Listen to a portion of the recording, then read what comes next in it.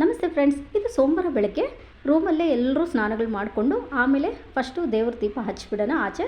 ಆಮೇಲೆ ದರ್ಶನಕ್ಕೆ ಹೋಗೋಣ ಅಂತೇಳಿ 4:15ಗೆಲ್ಲ ದೇವಸ್ಥಾನದ ಹತ್ರ ಹೋಗ್ಬಿಟ್ಟು ಎಲ್ಲರೂ ದೀಪಗಳು ಹಚ್ಚಿದ್ವಿ.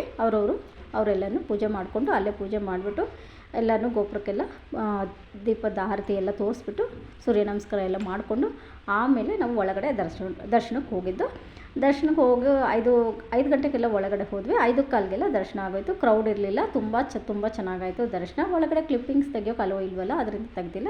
ಆಚೆ ಬಂದುಬಿಟ್ಟು ನಂದೀಶನ ಹತ್ರ ಮಂಗಳ ತಗೊಂಡು ನಂದೀಶನ ದರ್ಶನ ಮಾಡಿಕೊಂಡು ಆಮೇಲೆ ಎಲ್ಲ ಕೂತ್ಕೊಂಡು ಸ್ವಲ್ಪ ಹೊತ್ತು ಎಲ್ಲ ಮಾತಾಡಿಕೊಂಡು ಎಲ್ಲ ಫೋಟೋಸು ವಿಡಿಯೋಸ್ ಸ್ವಲ್ಪ ತೆಗೆದುಕೊಂಡು ಆಮೇಲೆ ಆಚೆ ಬಂದ್ವಿ. ಆಚೆ ಬಂದು ರಾಘವೇಂದ್ರ ಸ್ವಾಮಿ ದೇವಸ್ಥಾನ ಆಯಿತು, ಅಲ್ಲಿ ನೋಡಿಕೊಂಡು ಆಮೇಲೆ ಅಲ್ಲಿ ಪಂಚಬೃಂದಾವನ ಅಂತ ಇದೆಯಂತೆ. ನಾವು ಇದೇ ಫಸ್ಟ್ ಅಲ್ಲಿ ಹೋಗಿದ್ದು. ಅಲ್ಲಿ ಪಂಚಬೃಂದಾವನಗಳೆಲ್ಲ ನೋಡಿಕೊಂಡು ಆಮೇಲೆ ನಾವು ಪರಶುರಾಮರ ದೇವಸ್ಥಾನಕ್ಕೆ ಹೋದ್ವಿ.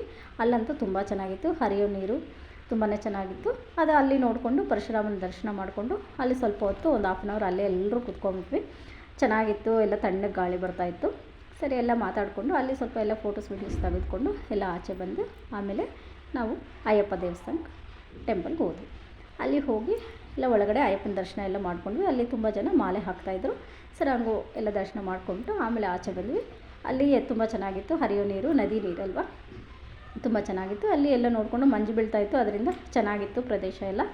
ಸರಿ, ಸ್ವಲ್ಪ ಹೊತ್ತು ಅಲ್ಲಿ ಕೂತ್ಕೊಂಡ್ಬಿಟ್ಟು ಆಮೇಲೆ ನಮ್ಮ ಲೇಔಟ್ ಅವ್ರು ಬಂದು ಅಲ್ಲಿ ಅನ್ನ ಸಂತರ್ಪಣೆ ಮಾಡ್ತಾಯಿದ್ರು ದೇವಸ್ಥಾನದ ಹತ್ರ. ಅಲ್ಲಿ ಅವ್ರಿಗೆಲ್ಲ ಸ್ವಲ್ಪ ಎಲ್ಲ ಪ್ಲೇಟ್ಸ್ ಎಲ್ಲ ಒರೆಸ್ಕೊಟ್ಟು ಅವ್ರಿಗೆ ಸ್ವಲ್ಪ ಹೆಲ್ಪ್ ಮಾಡಿ ನಾವು ಅಲ್ಲೇ ಪ್ರಸಾದ ತಿಂದು ಆಮೇಲೆ 2 ಗಂಟೆಗೆ ನಾವು ರಿಟರ್ನ್ ಆದ್ವಿ ಬೆಂಗಳೂರಿಗೆ. ಇದು ಫ್ರೆಂಡ್ಸ್, ಥ್ಯಾಂಕ್ ಯು ಫ್ರೆಂಡ್ಸ್. ಇಂದ ನೆಕ್ಸ್ಟ್